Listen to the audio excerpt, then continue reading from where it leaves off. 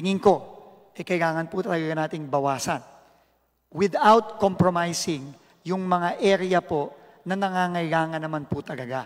Kasi po, tingin ko, dito sa nakikita natin ngayon, na mga in-implement na flood control nung mga nakaraang taon, marami pong kailangang ayusin at linisin. At tingin ko po, hindi dapat magdagdag pa dyan kung hindi naman kinakailangan. So tingin ko po, malaki pong pagbaba ang dapat na mangyari dito sa flood control budget na ito. Sa pinakita po sa aking numero, hindi lang po 250, 268.3 billion ang nakalagay sa flood control.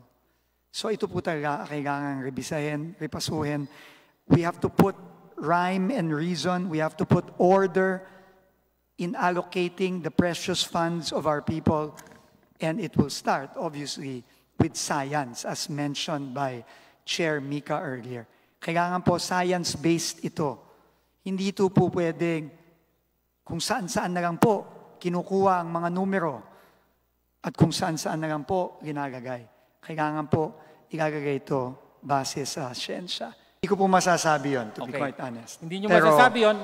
Pero ang masasabi ko po ngayon is pipilitin po natin sa darating na 2026 budget, pipilitin po natin ibase na sa siyensya itong pagpapagawa ng mga flood control project na ito.